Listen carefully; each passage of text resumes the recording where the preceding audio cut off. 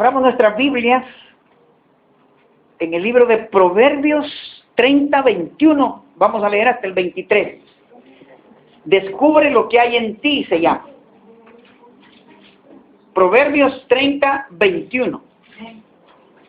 Descubre lo que hay en ti. Los que puedan ponerse de pie, vamos a ponernos de pie y dice un fuerte amén cuando ya lo tenga. Amén. Proverbios 30:21. Amén. Dice así el Señor en su palabra: por 3 cosas se alborota la tierra, y la cuarta ella no puede sufrir: por el siervo cuando reina, por el necio cuando se sacia de pan, por la mujer odiada cuando se casa, y por la sierva cuando hereda a su señora. Padre, gracias por esta porción de tu palabra. Háblanos en esta noche, Señor. Ayúdanos a descubrir qué es lo que tú tienes para cada uno de nosotros. Ayúdanos a descubrir ese rey que hay dentro de nuestro corazón. Esas princesas, Señor, que han estado guardadas ahí esperando que llegue alguien para profetizarnos, para exaltarnos, para sacar dentro de nuestro ser a ese rey que ha estado escondido. Gracias en el nombre de Jesús, te lo pedimos. Amén. Pueden sentarse, hermano. Antes de comenzar voy a hacer una aclaración en 2 términos que quiero tocar en el mensaje. Uno es, ¿qué es un esclavo? Un esclavo, le preguntaron a Sándor y él decía: un hombre que fue un hombre, pero es tratado como una bestia, que es alimentado solo para mantenerlo con vida, que es mantenido con vida solo para trabajar, que trabaja solo por miedo al dolor y a la muerte. Los esclavos eran seres humanos, comprados en un mercado de esclavos. Llegaban a sitios en esos tiempos de esclavitud y ahí decía vale tanto y él compraba ese esclavo y se lo llevaba. ¿Verdad? Ese era un esclavo. Un esclavo moderno podría ser nuestro tango. Mire, solo que este tiene algunos privilegios. Algunas veces está durmiendo en la cama del amo, que es Rafael. Otras veces se acuesta aquí, en el sofá que a mí me gusta estar, que bajo del carro, ese que está ahí lo encontramos bien acomodado. Esos privilegios no los tenían los esclavos. Esos no eran de esclavo. El esclavo era tratado como un animal. Era una persona que vivía ahí solo para servir a su amo. Esa era toda la función. Pero de repente ese esclavo, y tenía un poco de suerte, él se encontraba amos que eran muy bondadosos. Y estos, llegaba un momento y le decía: vaya, ya no quiero, ahorita te doy libertad. Podés ir a hacer tu vida, ya no tenés que servirme como esclavo. Pero el esclavo no se iba, se quedaba ahí. Cuando eso pasaba, el esclavo que se quedaba, cuando eso se daba, ya no era un esclavo él, era un siervo. Era un siervo. Y en el proverbio que acabamos de leer, dice: por el siervo cuando reina, se estremece la tierra. Cuando el siervo llega a gobernar, llega a posiciones de gobernador, de posiciones de privilegio, la tierra se estremece no para bien, sino para mal. Y yo cuando leía esto decía: bueno, ¿y por qué? ¿Acaso no es bueno y no es la oración que nosotros hacemos? Pues, Señor, llévame a sitios altos, llévame a lugares de privilegio, quiero estar en lo más, y yo no soy nadie, pero quiero que tú me lleves allá. Y el Señor aclaraba el punto de una manera sutil y me decía: el problema de un siervo cuando llega a ser rey es que él tiene un corazón empequeñecido. El siervo se cree muy poca cosa. Él cree que no es nadie, que no vale nada, que todo el mundo lo mira de menos. Y cuando llega a sitios de privilegio es un grave problema. A mi juicio, a mi humilde juicio personal, el tener a un siervo gobernando es un grave problema para las naciones, para la familia, para las empresas, para todo. Cuando alguien llega a lugares de privilegio, pero su corazón está empequeñecido, él no tiene la grandeza, él se siente menos, es un grave problema. Y no es porque sea pobre, hermano, no me confunda, es porque tiene mentalidad de pobreza. Eso es lo malo. El problema es cuando lo lleva a lugares de privilegio, y hay que tener mucho cuidado con eso. Porque cuando una persona llega a reinar y tiene corazón de esclavo, tiene corazón de siervo, mire, no reina. Él no reina en su corazón. Él está colocado en el sitio y pueden pasar cosas raras en ese gobierno o en esa situación, en ese liderazgo. Entonces hay que tener cuidado. Lo peor que nos puede pasar es eso. Israel pasó 40 años en servidumbre en Egipto. Pero jamás en toda la vida de Israel pudo sacarse a Egipto del corazón. Siempre vivió murmurando, siempre vivió peleando. Mire, yo me preguntaba, y esta semana le preguntaba a mis hijos, porque el mensaje siempre lo ando probando con ellos. Y les decía, ¿por qué creen ustedes que Moisés llegó a educarse allá en Egipto, en la realeza? Acuérdense que Moisés era un hebreo, él era un esclavo, pero nunca lo supo hasta bien entrado en años. Él pasó 40 largos años educándose como faraón. ¿Por qué creen ustedes? ¿Por qué creen que Moisés tuvo que ser entrenado como faraón, como príncipe? Moisés de verdad, él era príncipe. Los que no han leído el pasaje y no conocen la historia, se han de acordar de la película Los 10 Mandamientos. Es una película que nos describe la historia. Hay dos grandes protagonistas ahí. Charlton Heston, que hace el papel de Moisés, y Jules Briner, el pelón, ¿verdad? Que hace el papel de Ramsés, el hijo, el heredero del faraón, el de verdad.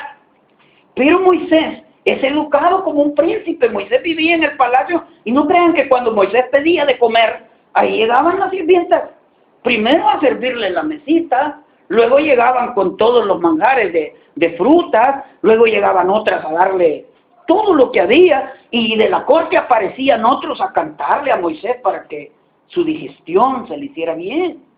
Era príncipe, él vivía como príncipe, él no estaba inventando no, nunca en su mente pasó en la idea, en la mente de él, de que él era esclavo. Cuando Moisés salía del palacio a caminar, la gente le abría el paso. La gente se abría, le daba espacio, se inclinaba ante Moisés.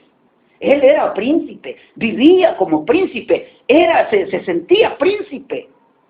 Entonces, en su mente, en la mente de Moisés, no tenía mente de esclavo. Ahora, ¿por qué creen? Porque si Moisés no hubiera sido educado como príncipe, si él no hubiera sido educado en la realeza, jamás hubiera podido convertirse en el libertador del pueblo, de los esclavos, porque su mente hubiera sido mente de esclavo. Y ojo, hermano, no estoy queriendo decir que la pobreza es el problema. El problema es la mentalidad de pobreza. Ese es el problema. Hay gente que puede tener mucho dinero en su cuenta bancaria. Miren, hay gente que puede tener millones si quiere. Hay personas que se van a Estados Unidos, tienen algún accidente, tienen algo, y reciben 1 millón, 2 millones, y regresan al país cargados de plata, con mucho dinero, pero tienen mente de pobre. Porque el que tiene mentalidad de pobre siempre anda creando mecanismos de supervivencia. Él piensa que el pozo se va a secar. Él está creyendo en su mente, en su cabeza, que las vacas gordas un día se le van a ir. Y aunque tenga mucho dinero, él, aunque ya no tenga que andar peleando por precios, y él va cuando compra y anda negociando, ¿cuánto es esto? Y mire, ¿cuánto me lo puede? Porque en su mente está la idea de que se va a quedar sin nada. Es gente que aunque Dios le dé mucha bendición, aunque Dios lo prospere, cierra la mano. No quiere diezmar, no quiere ofrendar y se cierra porque cree que un día él no va a tener. Él cree que un día no va a poder tener y que se le va a acabar toda la vida buena, y eso lo hace pero yo esta noche no quiero yo que hubieran cristianos. Yo quisiera que los que estuviéramos aquí tuviéramos una mentalidad diferente. Porque Dios dice, yo he hecho todas las cosas nuevas. No solo cambié tu estilo de vida cuando te hice cristiano, sino también he cambiado la mente. Dios ha cambiado nuestra manera de pensar. Entonces, Dios dice, bueno, y si te doy, y si te pongo en el trono, se lo voy a traducir, y si te doy ese trabajo que estás pidiendo, y si te doy ese carro que quieres manejar, si te doy ese proyecto, ese negocio que estás pidiendo, si te doy esa muchacha, si te doy ese título que quieres colgar en la pared o con el que estás soñando, ¿estás preparado? ¿Cuántos estamos pidiendo por algo al Señor y estamos clamando? ¿Cuántos? Levántenme su mano, quiero ver. Muchos estamos por eso. Entonces tenemos que empezar a pedir nosotros con esa mentalidad diferente, con esa mentalidad, y aclaro, insisto en esto, no es la mentalidad de pobreza, nada tiene que ver la pobreza, ¿verdad? Sino que es cómo nosotros vemos las situaciones. Entonces, Dios prácticamente ha decidido, fíjese bien, bendecir. Y si Dios ha decidido bendecir, ¿usted cree que haya alguien que pueda cambiar a Dios en su manera de ser? Si él ha decidido bendecir su vida, hermano, Él ha dicho que lo va a llevar a lugares, que le va a dar, que si usted pide conforme a su voluntad, todo lo que pida le será hecho. Entonces Él es el dueño de la plata, del oro, de todas las cosas. Entonces, yo cuando hay gente que gana mucho dinero, yo siempre me he preguntado, bueno, Dios, ¿habrá ganado un creyente o lo habrá perdido? Porque hay gente que anda muy relacionado su actividad diaria con lo que anda o lo de dinero en la cartera o lo que tiene en el banco. Y Dios no quiere eso. Dios quiere que nosotros, aun cuando estemos sin nada, aun cuando estemos en la opulencia, con todo y eso, nosotros podamos venir y podamos cantar con gozo, cantar con alegría, y no venir cuando no tenemos. Hay veces uno ni siquiera ha comido, hermano. Pero Dios anda viendo cuán estable es uno. Muchas veces uno anda con muchas limitantes económicas, muchos problemas económicos. Pero fíjense que Pablo dijo, y esto sí que lo dijo porque yo ya revisé, hay gente que no le gusta hablar de pobreza. Hay gente que cree que dentro de la iglesia todo va a ser bendición y todo para arriba y todo para arriba. Pero Pablo dice, sé vivir en abundancia y sé vivir en pobreza. Entonces, si él dice, sé vivir en abundancia, pero sé vivir en pobreza. Dios quiere utilizar su vida, pero quiere equilibrarlo, hermano. Dios quiere que usted se sienta cómodo, que se sienta bien, que aun cuando tiene y aun cuando no tiene, pueda venir y alegrarse y gozarse en el Señor. Moisés supo vivir en la corte, Moisés supo caminar como un príncipe, Moisés tuvo la estampa siempre del príncipe, ¿verdad? Pero también supo vivir como un hombre que depende de Dios. Él supo estar cuando la cosa apretó en el desierto, cuando el calor del desierto, en medio de la zarza ardiente, Dios chasquea los dedos y de repente usted está en un palacio, y cuando lo vuelve a chasquear, está frente a la zarza en el desierto, a la intemperie, y Dios quiere verlo equilibrado, quiere que esté en medio de todo. Temo por aquellos que vienen a las iglesias hoy en día solo por los panes y los peces. Me preocupa la gente que viene a la iglesia a buscar solo puntos de equilibrio económico. La Biblia dice, ese no es el problema. ¿Qué van a comer? ¿Qué van a vestir? Ese no es el problema.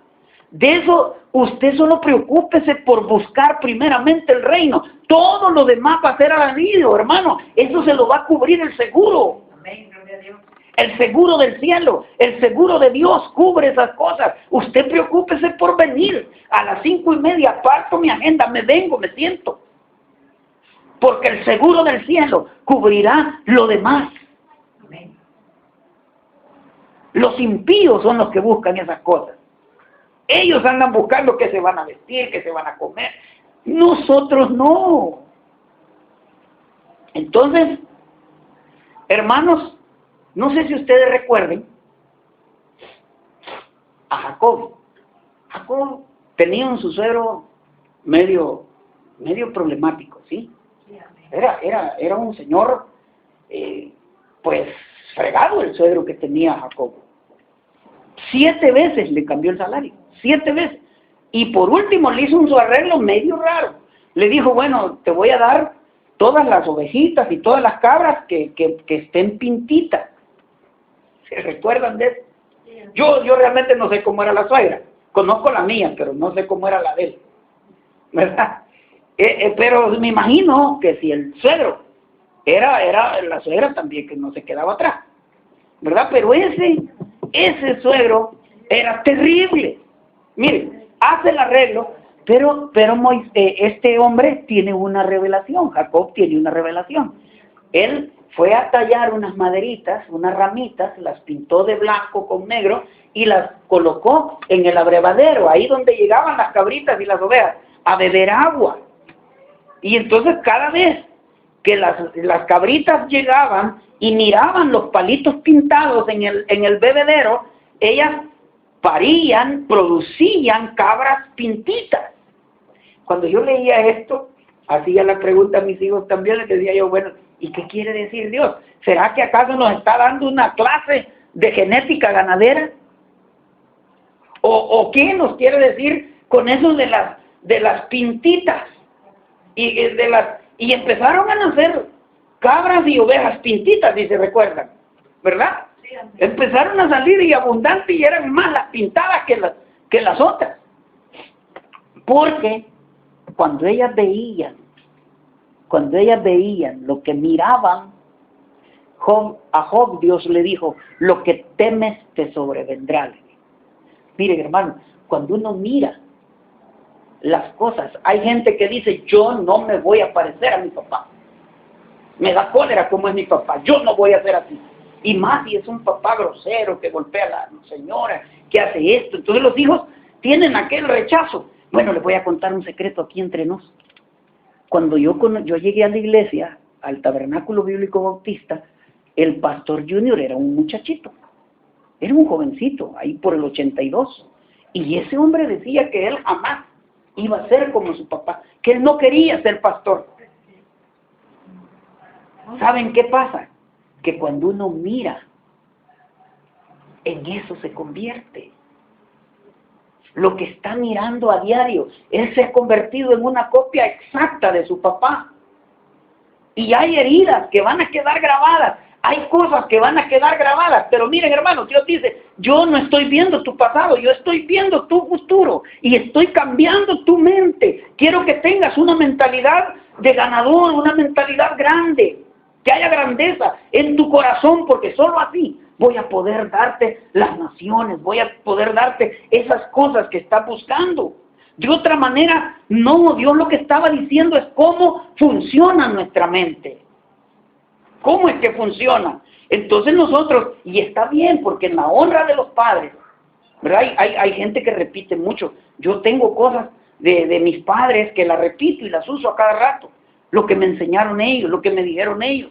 Pero hay cosas, y en la honra de los padres hay larga vida, dice la Biblia. Se está bien, pero no tiene por qué imitar los fracasos de los papás. Si hubo divorcios, si han habido maltratos, si han habido cosas, eso no puede ser. Y Dios dice, no, yo voy a bendecir tu vida. Dios está ahora bendiciéndonos, cambiando todo ese escenario difícil en el que vivimos. Había un hombre en la Biblia que se llamaba Saúl. ¿Se acuerdan de Saúl? Amén. Saúl el rey, ¿verdad? Entonces, Dios dice, este va a ser el ungido, este va a ser el rey. Y llega a donde Saúl, un profeta, que se llama Samuel. Miren cuál fue la plática, porque cuando entra, el problema fue que se les habían perdido el ganado a ellos y empezaron y andaban buscándolo con el siervo. Y Saúl entra a la ciudad y entonces de repente le dice, y Samuel respondió a Saúl, se encuentran con él. Antes le llamaban vidente en el Antiguo Testamento y en algunas versiones a los profetas les decían vidente. Y él le pregunta, Saúl le pregunta, mire, que ¿dónde está el vidente? Porque el siervo le dice, ahí hay uno que está diciendo y a lo mejor nos dice dónde está ese animal, esos animales. Entonces viene y le dice, yo soy el vidente, le dijo Samuel. Y literalmente les leo lo que dice, sube delante de mí al lugar alto y come hoy conmigo y por la mañana te despacharé y te descubriré todo lo que está en tu corazón y de las asnas que se te perdieron hace ya 3 días, pierde cuidado de ellas porque se han hallado, mas ¿para quién es todo lo que hay de codiciable en Israel sino para ti y para toda la casa de tu padre? Saúl respondió y dijo, mire cómo dijo, póngale a cuidado a lo que Saúl dijo, ¿no soy yo hijo de Benjamín? ¿No soy yo el hijo de Benjamín? De la más pequeña de las tribus de Israel. Y mi familia no es la más pequeña de toda la familia de la tribu de Benjamín. ¿Por qué pues me has dicho cosas semejantes? Mire qué terrible. Él tenía, ahora identificaron, un corazón de esclavo. Él se veía tan poca cosa que cuando le dicen, pues todo Israel, todos vas a ser el rey. Y él dice, no soy yo el más pequeño. ¿Y por qué voy a ser yo el que...? Y claro, la gente no logra captar. Veníamos un día en mi carro y a uno de los miembros de mi familia, que no voy a decir el nombre, le digo yo, es que sos princesa. Y dice, me pone a reír, no creyó que era princesa. Bueno, le digo yo, y tu papá no es el rey de reyes. Ah, en la parte espiritual. Claro, así lo entendemos, pero no lo vivimos. Lo agarramos y decimos, sí, yo soy hijo de un rey, pero vive como un rey, vive como el príncipe que es usted, levanta la cabeza, se siente con toda la grandeza, porque no. ¿Qué está diciendo Dios? Hoy nunca lograrás llegar al trono del rey. Cumplir tus sueños no va a ser posible hasta que alguien descubra lo que está en ti. No va a poder hasta que no descubra. Mire, en medio de esa personalidad maltratada, en medio de esa autoestima dañada, yo veo un rey. En medio de todo ese sufrimiento, de toda esa miseria, en medio de todas esas situaciones difíciles que lo embargan o que la embargan ahora, hay una princesa. Solo tiene que descubrirla. Y yo esta noche quiero ser como el Samuel de aquel tiempo y decirle a todos los que están aquí, miren hermanos, hay un rey, hay una princesa en ese corazón suyo. Allí está escondido, tiene que descubrirlo. Yo veo aquí hombres, mujeres, jóvenes, veo niños predicando, haciendo cosas grandes para Dios. Yo veo gente que va a conmover naciones. Yo veo gente que va a conmover esta colonia, que va a conmover la ciudad. Veo gente manejando empresas grandes, pero tiene que creerlo, tiene que sacarse la mentalidad de siervo. Ahora bien, voy a comentar y a contarles un secreto. Cuando cambia su manera de pensar, cuando cambia su mente, su forma de orar cambia.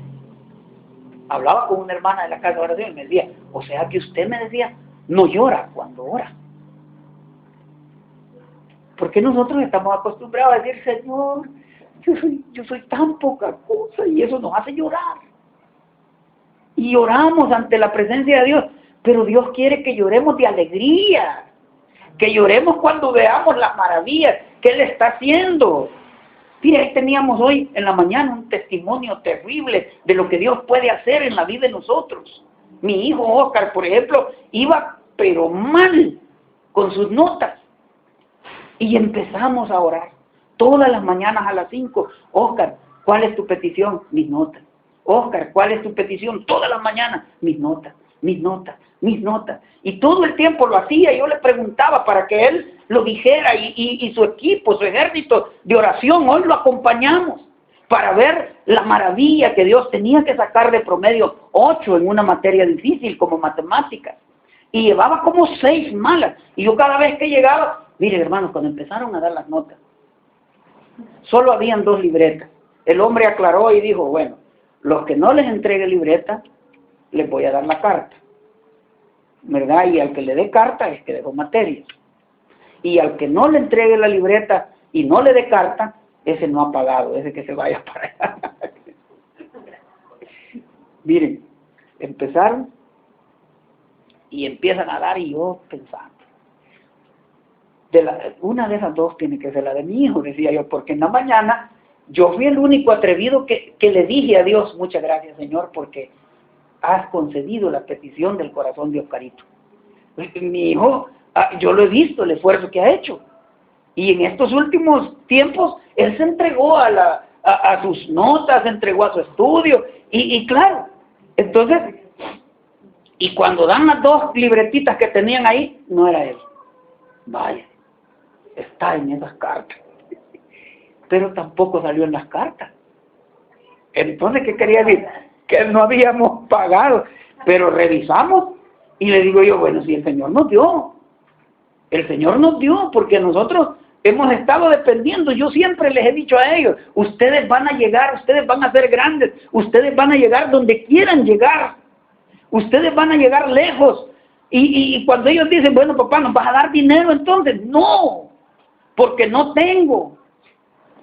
Pero gracias a Dios, viven en un lugar, en una familia, en un hogar donde no dependemos de mi salario, sino dependemos de las riquezas en gloria, en Cristo Jesús, Señor nuestro. Él es el que respalda.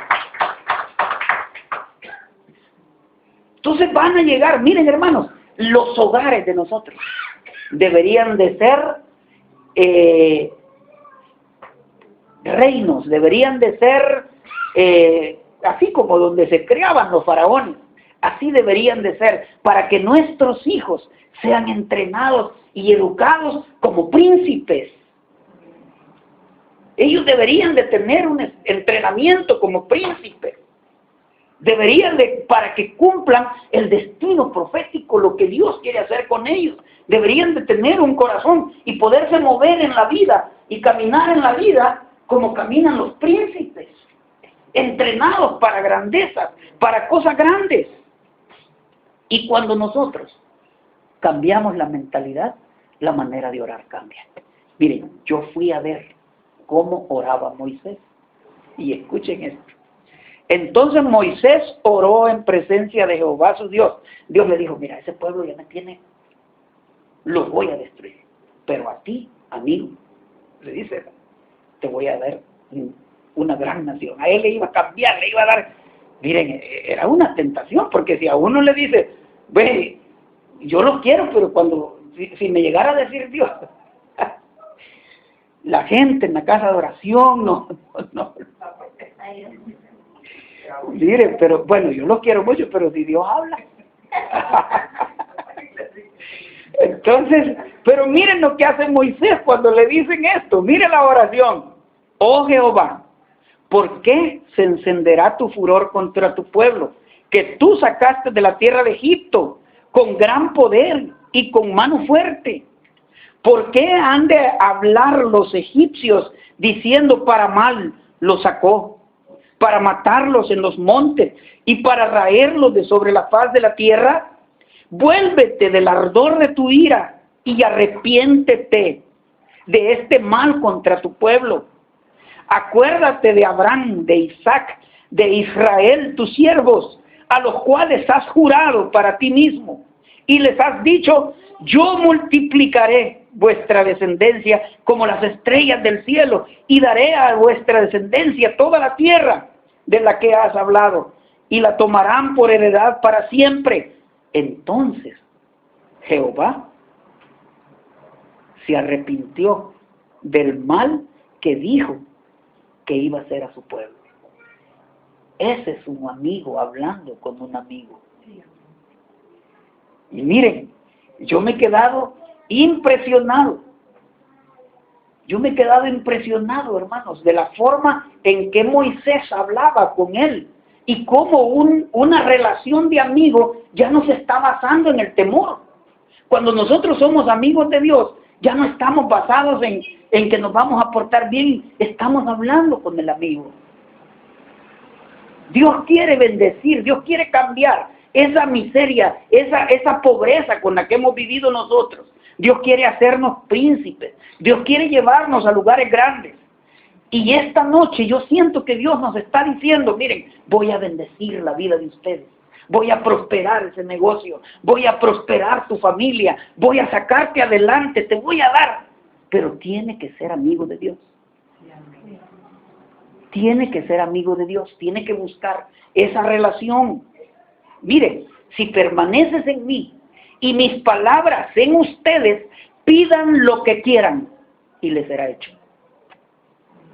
Pero hay que ser amigo de Dios, porque si usted no es mi amigo y entra directo a abrirme la refrigeradora y empieza a agarrarse las cosas, se violenta una relación.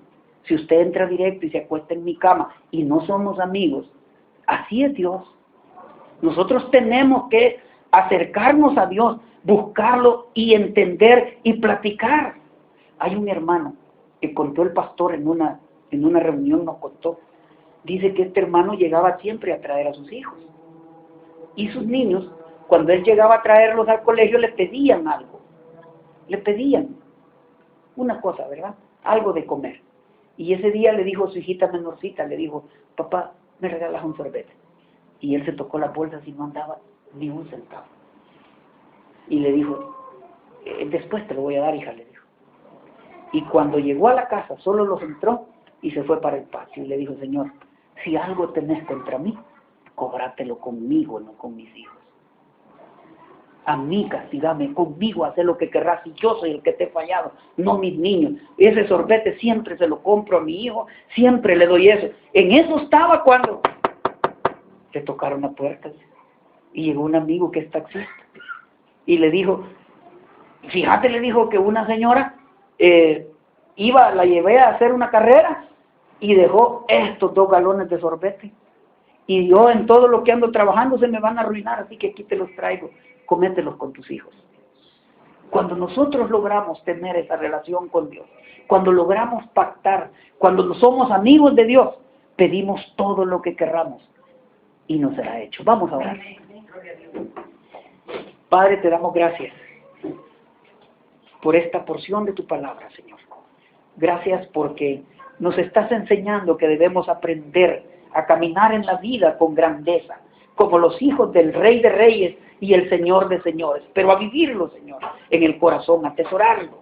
Padre, que mis hermanos puedan esta noche engrandecer la amistad que tienen contigo. Señor, que esta noche pueda cada uno de mis hermanos descubrir lo que está guardado en el corazón, ese rey, esa princesa, esos príncipes, Señor, que tú estás desarrollando y que tienen creciendo en el corazón. Por esta nueva amistad que ahora nace, Señor, bendice a cada uno de mis hermanos, llévalos con bien. Y en esta actitud de oración, si hay uno en medio de nosotros que no ha hecho una invitación para recibir a Jesucristo, para hacerse amigo de Dios, y esta noche quiere hacerlo, yo quiero pedirle que levante su mano ahí donde está, en señal de que quiere recibir al Señor Jesús como el Señor de su vida, como el Salvador de su vida. No estamos hablando de cambiar de religión, no estamos hablando de cambiar de iglesia, es simplemente invitar a Jesucristo a que entre a nuestras vidas y nos dirija.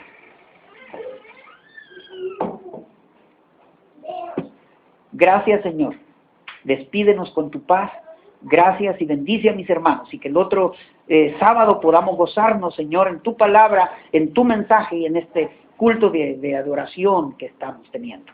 En el nombre de Jesús oramos. Amén. A ver, démosle un aplauso al Señor por esa nueva amistad que hoy nace. Hay ahí un refrigerio, hay pancito y yo me apunto.